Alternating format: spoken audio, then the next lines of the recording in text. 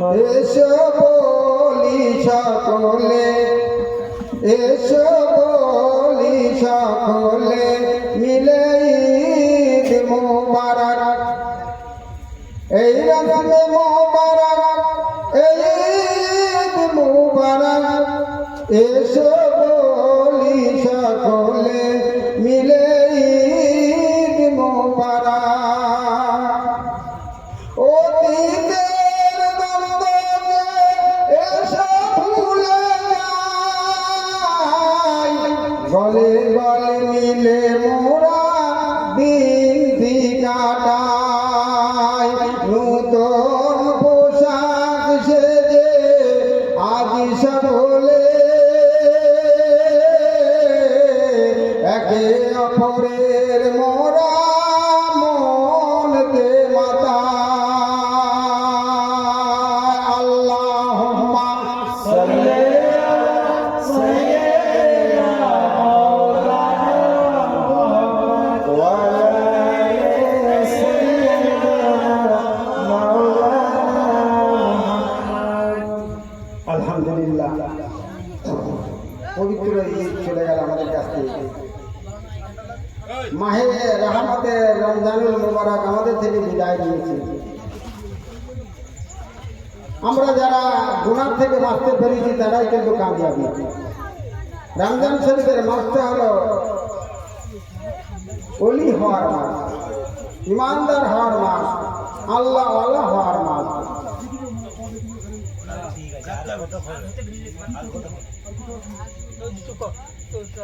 ভাই কি বলছো?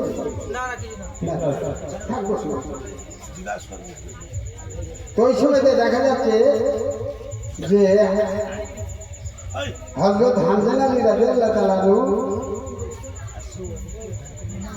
বিবিকে রেখে চলে গিয়েছিলেন। শরীরটা তার নাপাক ছিল, নাপাক অবস্থায় নবীর গান জমনি কানে পৌঁছে গেছে, আর থাকতে পারেননি। হামজা আলী রাদিয়াল্লাহু তাআলা আনহু তিনি কি করলেন? যুদ্ধের ময়দানে ছুট দিয়েছিলেন, যুদ্ধের ময়দানে যে শহীদ হয়ে গেলেন। তাই আল্লাহ রাসূল হামজা আলী রাদিয়াল্লাহু তাআলা আনহুর স্ত্রীকে বললেন, মা দুঃখ করো না, তুমি নতুন বিবাহিত মেয়ে, কিন্তু তোমার স্বামী শহীদ হয়ে গেছে। হামজা আলী রাদিয়াল্লাহু তাআলা আনহুর স্ত্রী বলেছিলেন, ইয়া রাসূলুল্লাহ, ইয়া হাবিবাল্লাহ, আমার স্বামী শহীদ হয়ে গেছে, তার জন্য আমি দুঃখিত নয়। আমি একটাই খবর নিয়ে এসেছি, আমি একটাই সংবাদ নিয়ে এসেছি, আমার স্বামীকে গোসল দিয়ে তারপরে দাফন করবে। যারা যুদ্ধের ময়দানে শহীদ হয় তাদের কিন্তু গোসল দেওয়ার প্রয়োজন হয় না, কিন্তু আমার স্বামী ইয়া রাসূলুল্লাহ, ইয়া হাবিবাল্লাহ, তিনি নাপাক অবস্থায় চলে এসেছিল। ইয়া রাসূলুল্লাহ, হাবিবাল্লাহ, আমার স্বামীকে একটু গোসল করিয়ে তারপরে দাফন করবে। সুবহানাল্লাহ। এই সংবাদটা আমি পৌঁছানোর জন্য ইয়া রাসূলুল্লাহ, হাবিবাল্লাহ, আমি এসেছি আপনার দরবারে, আপনার কাছে। হামজা আলী রাদিয়াল্লাহু তাআলা আনহুর লাশ কিন্তু কোথাও যুদ্ধের ময়দানে খুঁজে পেলেন না। কি ব্যাপার? এটা আগে আগে এসে এই সামনের দিকে, সামনে নিচে, এটা আগে আগে হ্যাঁ, আখিরি দোয়া হবে। যারা এখনো পর্যন্ত বাড়িতে ঘুমাচ্ছেন বা ব্যস্ত আছেন চলে আসেন, আখিরি দোয়া হবে। রাত হয়ে গেছে, অল্প অল্প ঠান্ডা পড়ছে, মায়েরা বোনেরাও কিছু আছেন, আপনারা তাবারক করেছেন, সকলকে দেবেন। জীবনে বেঁচে থাকলে কত ওয়াজ আলোচনা শুনবেন, কিন্তু বড় মেহনত করে আজকে যে জলসাটা দিয়েছেন, সুন্দর আজকে মেম্বার করেছেন, আজকে বাড়িতে ঘুমিয়ে থাকলে অন্যায় হবে। বাবা নবীন আছে উম্মতেরা, আপনারা সকলেই চলে আসুন। আমার ভাইজান যথেষ্ট চেষ্টা করছে আপনাদের বসানোর জন্য, চলে আসুন, সকলে চলে আসুন। হানজালা আলী রাদিয়াল্লাহু তাআলা স্ত্রী বললেন, ইয়া রাসূলুল্লাহ, ইয়া হাবিবাল্লাহ, আমি দুঃখিত নই, আমার স্বামী শহীদ হয়ে গেছে, আমি শহীদানের স্ত্রী, এটাই কিন্তু আমি আজকে পাওনাদার, এটাই কিন্তু আমি সৌভাগ্যবান বলে মনে করি। তবে সংবাদ হলো আমার স্বামীর শরীরটা নাপাক ছিল, যেহেতু সে নতুন বিবাহ করেছে। বাবা ভুল বুঝবেন না, ও নবীর উম্মতেরা, ভালো করে বোঝার চেষ্টা করে। ওই সময়তে হানজালা আলী রাদিয়াল্লাহু তাআলা লাশ মুবারকটা কিন্তু কোথাও খুঁজে পেলেন না।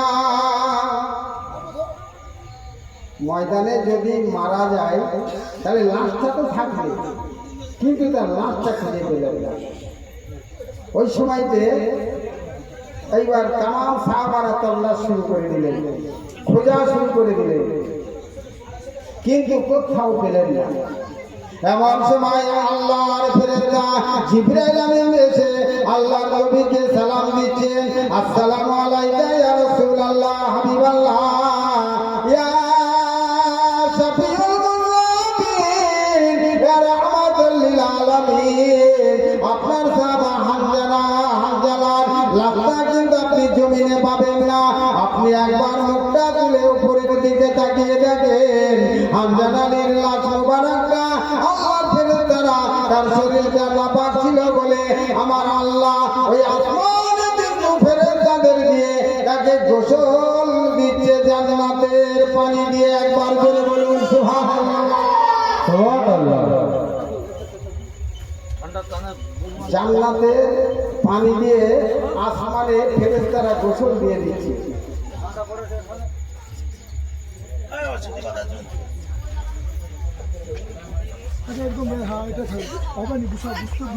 এটা তুমি শুরু করেন, আল্লাহুম্মা সাল্লি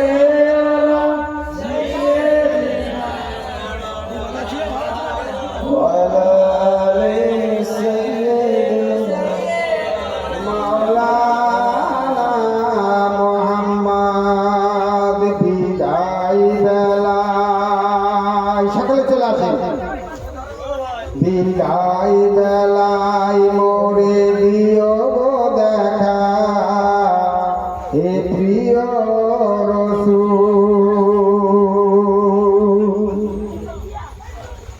তব দিদারে হব ধন্য তখন আমি, শূন্য দেহ যখন লুটাবে ধুলায় বিদায় বেলা। ছিল কত নবী ওলি ধরার মাঝে, সবাই আপন নিয়ে চলে গেছে, আমিও তো পাব না ছাড়া,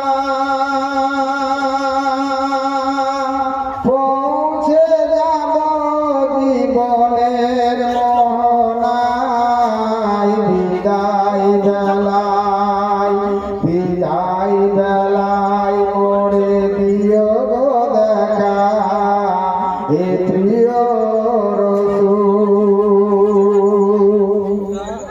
ছিল কত আদরের মা বাবা কেমন আছেন তারা কবর মাঝার।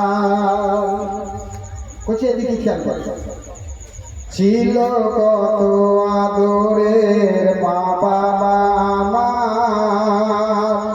কেমন আছেন তারা কবর মাঝার।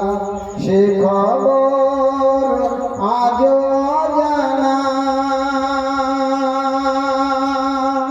আমিও তো চলে যাব বেলা বেলায় বিদায় বেলার, বিদায় বেলায় মোরে দিও গো দেখা, হে প্রিয় রাসূল।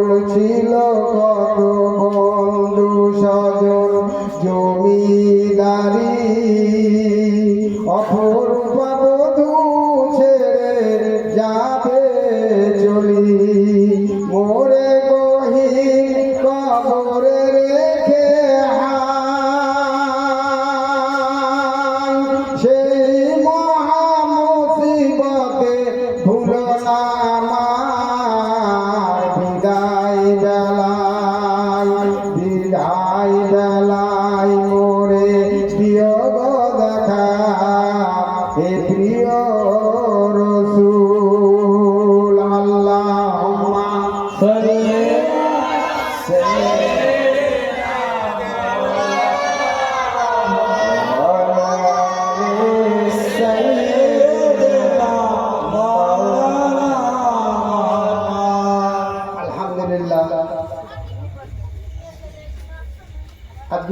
মহব্বত, কি ভালোবাসা।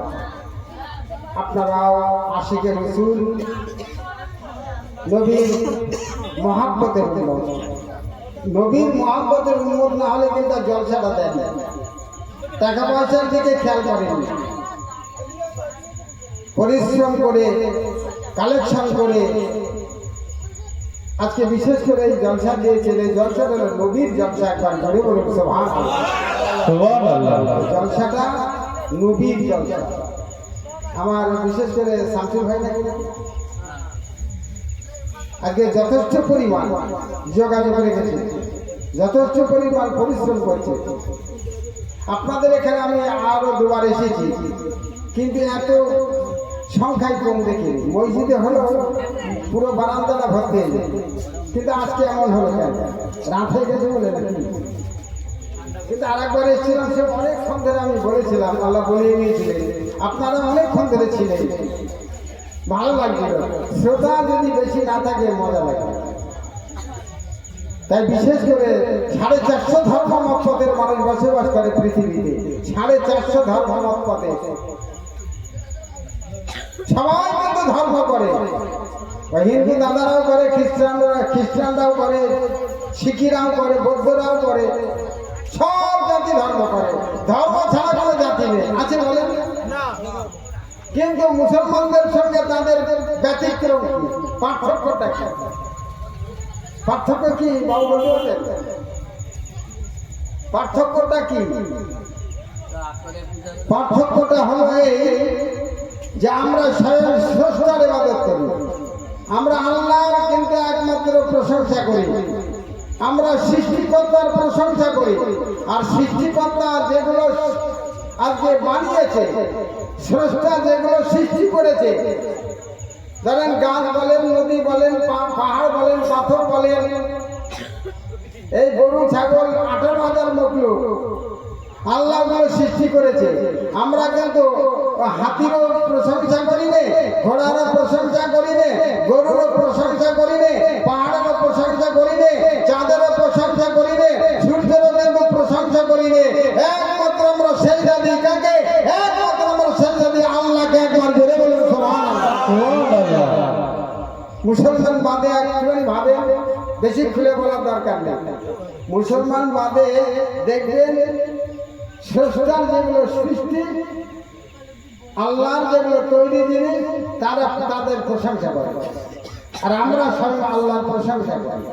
পার্থক্য বাইনাল আব্দে ওয়া বাইনাল কুফরি তারিকুস সালাত। সাহাবাউনা বললেন, ইয়া রাসূলুল্লাহ, হাবিবাল্লাহ, এই পৃথিবীতে মুসলমানদের সঙ্গে অন্য কওমদের পার্থক্য কি? আল্লাহ রাসূল বললেন, তারিকুস সালাত, একমাত্র হলো নামাজ। এই নামাজ হলো পার্থক্য। যে নামাজ পড়ে না, অন্য কওমদের সঙ্গে, অন্য আজকে সমাজের সঙ্গে আর কি তার কোনো পার্থক্য থাকলো না? কোনো পার্থক্য থাকলো? তবে জলসা দিলে হবে না, নিজের জীবনটা কামিয়াবি করতে হবে। আফজালুল ইবাদতে ইবাদতুস সালাত। যত রকমের ইবাদত আছে তার মধ্যে উত্তম হলো নামাজ। 1 নম্বর হলো নামাজ। নামাজ ছাড়া কিন্তু আজকে মুক্তি পাবেন না। আমার আল্লাহ ঘোষণা করলেন, যখন আমার বান্দা বান্দিরা নামাজ পড়ে হাত দুখানা তুলে আস্তাগফিরুল্লাহ বিল্লাহ দোয়া আমার দরবারে দোয়া করে, আমি আল্লাহ তো সন্তুষ্ট হয়ে যাই। আমার এই বান্দা বান্দিদের জীবনের গুনাহগুলো আমি আল্লাহ মাফ করে দিই। সুবহানাল্লাহ, আমি আল্লাহ মাফ করে দিই। একমাত্র নামাজ। তাই আল্লাহ রাসূল দিন দুনিয়ার বাদশা হাবিব আল্লাহ, তিনার প্রশংসা করেছেন অন্য কওমের মানুষেরা। ব্যতিক্রম কি? অন্যান্য সাধক মনি ঋষিদের সঙ্গে আর আমার রাসূলের পার্থক্যটা কি? আমার নবী, আপনার নবী, তিনি নবীদের নবী, তামাম মখলুকের নবী, তামাম আজকে বিশ্বের নবী। তিনি হলো বিশ্ব নবী। একবার জোরে বলুন সুবহানাল্লাহ। তিনি হলেন খ্রিস্টান। এত মর্যাদা, একটুখানি শোনেন, বলবো ভাই, বলবো? হ্যাঁ, এত সিন্নতরে মিলো চাচার্যানে সমন্বিত মোহাম্মদ ইতি খ্যাত শিষ্য সকাম্বিত নি পৈশচ মহাদেব মরুস্থলিবাসী নমা গঙ্গা জলস্য সংস্পর্শ পঞ্চগম্প সমন্বিত চন্দ্রানি ভরভর্য কৃষ্ণপ্য মনোচহরম নমোস্তে নমস্তে গিরিজনাথ মরুস্থলিবাসী নমা ত্রিপুরানাশাই বহু মায়ামবর্তিন পঞ্চগম্প সমন্বিত চন্দ্রানি ভরভর্য। আজকে পৃথিবীতে কিন্তু আজকে প্রত্যেক জাতির পবিত্র যিনি বলে আছে, যেমন হিন্দু দাদাদের মন্দির তুলসীতলা কিন্তু পবিত্র, আজকে যেমন আজকে খ্রিস্টানদের গির্জা কিন্তু পবিত্র, আজকে বৌদ্ধদের কিন্তু আজকে ধর্মস্থানগুলো পবিত্র, শিখদের কিন্তু গুরুদ্বারটা পবিত্র, এইভাবে হিন্দু দাদাদেরও কিন্তু মন্দির পবিত্র। আল্লাহ বলে আজকে ওই ঋক সামবেদ অথর্ববেদের মধ্যে এমন একজন মহামানব পৃথিবীর বুকে আজ গাইবে, সৃষ্টিকর্তা যেনাকে পাঠাবে, तमाम কিছু যা পবিত্র আছে তার চাইতে ঊর্ধ্বের পবিত্র করে আমার আপনার নবীকে কিন্তু আজকে ঘোষণা করলেন। জোরে বলুন সুবহানাল্লাহ। যত পবিত্র বলে আমরা মনে করি, সমাজের মানুষ, পৃথিবীর মানুষ যত কিছুকে পবিত্র বলে মনে করে, সকলের ঊর্ধ্বের পবিত্র হলো আমার আপনার নবী। নবীর মতন পবিত্র করে আল্লাহর কাউকে সৃষ্টি করেননি, আল্লাহ দুনিয়ায় কাউকে পাঠাননি।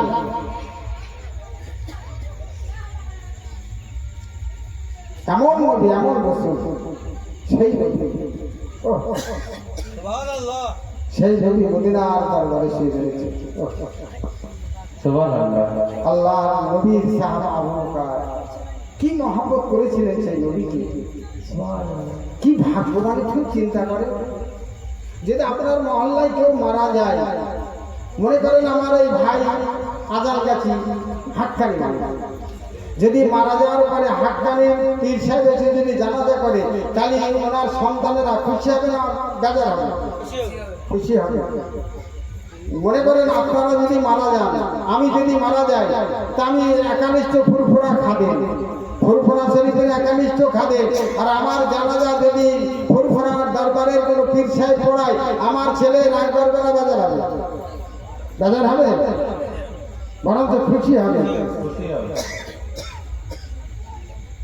তাহলে নবীর পাশে, আমার রাসূলের পাশে শুয়ে রয়েছে, কি ভাগ্যবান চিন্তা করে।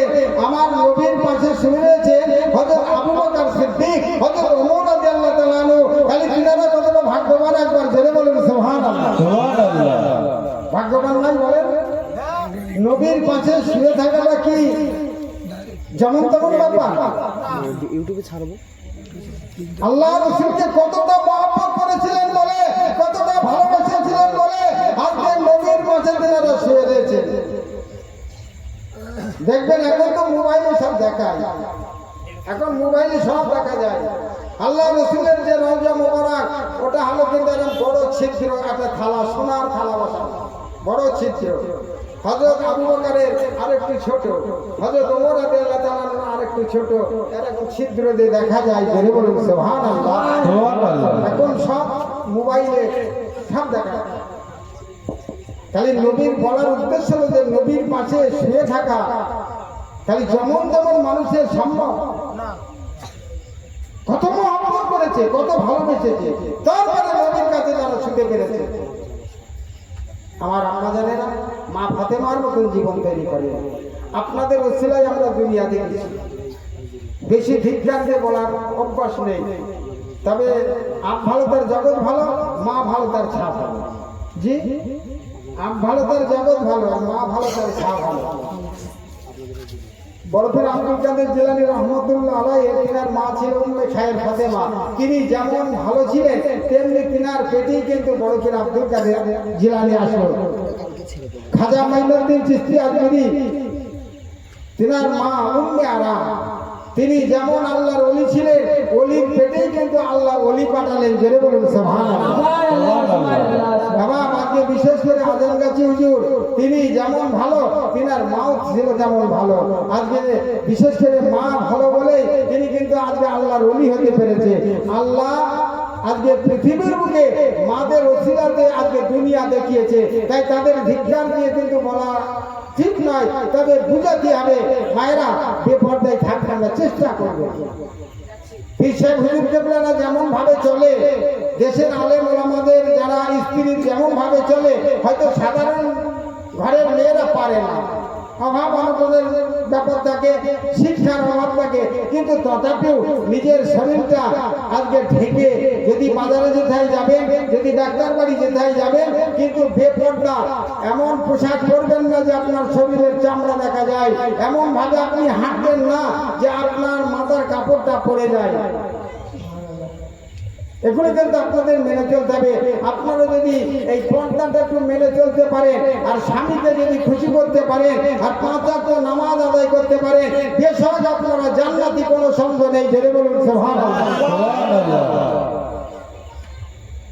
মা ফাতেমা জোহরা রাদিয়াল্লাহু তাআলা আনহা তিনি যখন উৎসাহ করেছিলেন আলীর সঙ্গে, ওনার স্বামী আলীর সঙ্গে বললেন, হুজুর আমি যখন মারা যাব, দুনিয়ার মানুষ আমাকে দেখেনি, আর আমি মারা যাওয়ার পরে দুনিয়ার মানুষের খবর দেওয়ার কোনো প্রয়োজন নেই, দরকার নেই। এটা আপনি দরকার বলে মনে করবেন না। যত চেষ্টা করবেন আপনি একা আমাকে দাফন করার জন্য, কিন্তু একা তো একটা মানুষ দাফন করা যায় না। আবু যার গাফারি রাদিয়াল্লাহু তাআলা আনহুকে সঙ্গী করে নিয়েছিলেন। আবু যার গাফারি রাদিয়াল্লাহু তাআলা আনহু তিনি ওই সময় যে কবর খুঁড়ছিলেন, আর হযরত আলী রাদিয়াল্লাহু তাআলা আনহু মা ফাতেমার গোসল নিয়ে এইবার কাফন পরিয়ে, একা তো নিয়ে যাওয়া সম্ভব নয়। আবু যার গাফারি রাদিয়াল্লাহু তাআলা আনহুর একটি সহযোগিতা নিয়েছিল। আবু যার গাফারি রাদিয়াল্লাহু তাআলা আনহু ওই সময় যে কবরের দিকে লক্ষ্য করে বলেছিল, ও কবর তোমার কি কোনো খবর জানা আছে? আজকে তোমার কাছে কাকে রাখা হবে? ইনি হলেন হযরত হাসান হোসেনের মা, যিনারা হলো জান্নাতের সর্দার। আজকে ছেলেদের আজকে বিশেষ করে জান্নাতে যাওয়ার কোনো রকমের কায়দা নেই যতক্ষণ হযরত হাসান হোসেন রাদিয়াল্লাহু তাআলা আনহু ওই জান্নাতের দরজাটা না খুলে দেবে। মেয়েদের জান্নাতে যাওয়ার কোনো কায়দা নেই যতক্ষণ পর্যন্ত আম্মা মা ফাতেমা জোহরা রাদিয়াল্লাহু তাআলা আনহা ওই জান্নাতের দরজাটা না খুলে দেবে। জোরে বলুন সুবহানাল্লাহ। তাই মা ফাতেমা রাদিয়াল্লাহু তাআলা আনহার মতো জীবন তৈরি করতে হবে। একটু চেষ্টা করেন। তিনাদের হিসাব ছিল আলাদা, অত হিসাব আমাদের দেওয়া লাগবে না। একটুখানি ভাবেন, আবার জামরুল মার্কা হবেন না, একটুখানি পর্দা নিয়ে চলার চেষ্টা করবেন। মেয়েদেরকে ঈদের নামাজ নেই আছে বলেন, শুক্রবারের নামাজ নেই, আপনাদেরকে পড়ে দেখেন। খালি শুক্রবারের নামাজও নেই, ঈদের নামাজও নেই। এমন মহিলা আছে, প্লিজ মনে কিছু করবেন না, এমন মহিলা আছে আমাদের সমাজে জীবনে পশ্চিমমুখ হয়। আবার দেখা গেল যে কি হবে, কি করে মুক্তি পাবে। আল্লাহ যদি বলতে শুধু স্বামীর খেদমত করলেই জান্নাতি, খালি নামাজ পড়ার প্রয়োজন ছিল না, কিন্তু না, আল্লাহ সে কথা বলেননি। আল্লাহ বলেছে যে আমার বান্দীরা তোমরা নামাজ আদায় করবে, পর্দার মধ্যে থাকবে, আর স্বামীদের খেদমত করবে, স্বামীকে খুশি করবে। এইগুলো যদি তোমরা করতে পারো তাহলে তোমরা বেশক জান্নাতি। আল্লাহ ঘোষণা করেছে, আর আল্লাহ যেটা ঘোষণা করেছে এর উপরে ওনার মশলা ফতোয়া দেওয়া যাবে? দেওয়া যাবে। তাই মায়েরা বোনেরা, আপনারা যদি নিজেরা না বোঝেন, ওয়াজ জলসা মিলাদ মোবাইলে বাস্তবে হতেই আছে, একটুখানি কামিয়াবি হওয়ার চিন্তা করেন, একটু পরিবর্তন হওয়ার চিন্তা করেন। আল্লাহর নবী তো জাহানের বাদশা হাবিব আল্লাহ, যিনি বিশ্বগুরু, বিশ্ব নেতা, বিশ্ব কবি, যিনি নবীদের নবী, নবীদের সর্দার, এবার যখন দুনিয়ার জমিনে আইবেন, আল্লাহ তেনাকে আজকে রাসূল করে পাঠাবেন। কোন তারিখে আইবেন এ কথাও কিন্তু আর অন্য ধর্মের ধর্মগ্রন্থে বলে দিলেন। দাদা আছে শুক্লপক্ষ সমাধব মামি মাধব জাত দান পিতার হস্ত শম্ভুলে পদার্থ হম সম্ভুতান বিষ্ণু চাকার ভব মাধব বিষ্ণু বম। মাধব মানে পবিত্র মাস, বিষ্ণু মানে আল্লাহর নাম। দ্বাদশ মানে 12 তারিখ, শুক্ল মানে মাসের প্রথম মাস, পৃথিবীর জমিনে 570 খ্রিস্টাব্দে 29 আগস্ট 12 রবিউল আউয়াল সোমবারে আল্লাহর নবীকে আল্লাহ আজকে আম্মা মা আমেনার ঘরে, জিন্দা কুবিরে আব্দুল্লাহর ঘরে, জিন্দা কুবিরে আমার আপনার নবীকে কিন্তু আল্লাহ পাঠাবে। Who cannot to not to salute the Lord in one time another Muhammad will around the world a holy one. বাইবেলের মধ্যে লেখা আছে, ও জগতের মানুষ তোমরা শোনো, যীশু খ্রিস্ট তিনি বলছেন এমন একজন মহামানব পৃথিবীর বুকে আজকে জন্মগ্রহণ করবে। আমি যীশু তোমাদের বলে যাই, আমি যতদিন পর্যন্ত এই পৃথিবী থেকে না চলে যাব, যতদিন পর্যন্ত আজকে দুনিয়ার জমিনে থাকবো, ওই ব্যক্তিকে কিন্তু আজকে স্রষ্টা পাঠাবেন না। আমি যীশু যখন চলে যাব তারপরে তিনি আসবেন পৃথিবীর বুকে, আর যারা ওই সময়তে বেঁচে থাকবে, হায়াতে থাকবে, আর যেনারা ওনাকে পাবেন অর্থাৎ নবী মুহাম্মদ রাসূলুল্লাহকে পাবেন, তোমরা তাকে স্মরণ করবে। তখন কিন্তু নবীর আজকে জামানা হবে, নবীর কিন্তু আজকে যুগ হবে। যারা নবীকে ইত্তেবা করে চলতে পারবে, আমি কিছু তোমাদের বলে যাই, তোমরা বেশক কিন্তু আজকে জান্নাতি হয়ে যাবে। জোরে বলুন সুবহানাল্লাহ। নারায়ে তাকবীর, আল্লাহু আকবার। নারায়ে তাকবীর, আল্লাহু আকবার। আল কোরআনের আলো, কোরআনের আলো, হাদিসের আলো, নারায়ে তাকবীর, আল্লাহু আকবার। আমার বাবুরা সোনার মালিকেরা, তিনি পৃথিবীতে এসেছিলেন যখন এক পিস মুসলমান ছিল না, ছিল বলে ইতিহাসে আপনাদের জানা আছে, একজন মুসলমান ছিল না। তিনি প্রচার করলেন, লা ইলাহা হারতি পাবন ইল্লা ইলাহা পরম পদম, জন্ম বৈকুণ্ঠ পরিণতিত নাম জপ মুহাম্মদ, নেই কোনো মাবুদ একমাত্র আল্লাহ। তোমরা যদি আল্লাহকে সাথে স্বীকার করে নাও, আমি নবী তোমাদের বলে যাই, আজকে তোমরা নিশ্চয় কামিয়াবি হবে। তোমরা এতদিন পর্যন্ত যা করেছ, আমি হিংসা করে বলছি না, আমি কাউকে ছোট করার জন্য বলছি না। আমার আপনার নবী, আমার আপনার রাসূল বললে এই কথাটা কিন্তু আজকে নবী বলবেন। নবী বলেছেন, বলছেন কিসে বাবা? আজকে কিন্তু অন্য ধর্মগ্রন্থে বলছে যে লা ইলাহা হারতি পাপম ইল্লা ইলাহা পরম পদম, জন্ম বৈকুণ্ঠ পরিণতিত নাম জপ মুহাম্মদ, নেই কোনো মাবুদ একমাত্র আল্লাহ, লা ইলাহা ইল্লাল্লাহ। সকলে পড়ে লা ইলাহা ইল্লাল্লাহ, লা ইলাহা ইল্লাল্লাহ, লা ইলাহা ইল্লাল্লাহ। আল্লাহ রাসূল বললেন, তোমরা আল্লাহকে এক বলে জানো, আর আমি মুহাম্মদুর রাসূলুল্লাহ তোমরা আমাকে নবী বলে স্বীকার করো। আমি রাসূল বলছি যে তোমরা মুক্তি পেয়ে যাবে, তোমরা জান্নাতি হয়ে যাবে। আওয়াজ কিন্তু শুধু শুনলে হবে না। হযরত ইব্রাহিম আলাইহিস সালামের জামানায় একজন মানুষ ছিল, নাম ছিল তার নমরুদ। নাম শুনেছেন তো? খালি নমরুদের জামানায় ইব্রাহিম আলাইহিস সালাম এসেছিলেন পৃথিবীর বুকে। নবী ইব্রাহিম আলাইহিস সালাম কিন্তু আজকে ওয়াজ করেছিলেন, নমরুদ কিন্তু শুনেছিল কিন্তু মানেনি। তিনি কিন্তু আমল করেনি, আমল না করার কারণে তিনি ক্ষতিগ্রস্ত। মুসা আলাইহিস সালামের জামানায় একজন মানুষ ছিল, নাম তার ফিরাউন। মুসা আলাইহিস সালাম বহু ওয়াজ করেছিল কিন্তু ফিরাউন মানেনি। না মানার কারণে কিন্তু তিনি আজকে ক্ষতিগ্রস্ত। কিন্তু ইতিহাসের মধ্যে জলজল করছে। বক্তাদের হক হলো বক্তব্য রাখবে, মানাটা আপনার ব্যাপার, মানাটা আমাদের ব্যাপার। যদি আমরা না মানি, এর জন্য দায়ী কিন্তু আলেমরা নয়, এর জন্য দায়ী সমাজ নয়, এর জন্য দায়ী আমরা নিজেরা। তাই আমার আপনার কিন্তু মানতে হবে, শুধু শুনলে হবে না। আমার আব্বা জান সোনার মালিকেরা, আল্লাহর নবীকে আল্লাহ দুনিয়ার জন্য পাঠালেন পরিত্রাণায় সাধন বিনাশায় যদি সুবিধাম ধর্ম শান্ত প্রার্থনায় শান্ত বাণী যুগে যুগে। এই যুগে যুগে মহামানব মুনি ঋষিদের সৃষ্টিকর্তা পাঠিয়েছে। এবং আবার যেমন হিন্দু দাদাদের মধ্যে যেমন সাধক রামকৃষ্ণ পরমহংসদেব, তিনি ধর্ম প্রচার করেছেন। স্বামী বিবেকানন্দ, তিনি ধর্ম প্রচার করেছেন। আজকে যীশু খ্রিস্ট, তিনি ধর্ম প্রচার করেছেন। গৌতম বুদ্ধ, তিনি ধর্ম প্রচার করেছেন। গুরু নানক, তিনি ধর্ম প্রচার করেছেন। তাহলে সবাই কিন্তু ধর্ম প্রচার ধর্ম প্রচার করেছে। যারা মেনেছে তারাই কিন্তু আজকে কামিয়াবি হয়েছে। আমার আপনার নবীর কথা যারা মেনেছে তারা জান্নাতি বলে ঘোষণা হয়ে গেছে। জোরে বলুন সুবহানাল্লাহ। তাহলে সেদিকটা আমাদের সচেতন হতে হবে।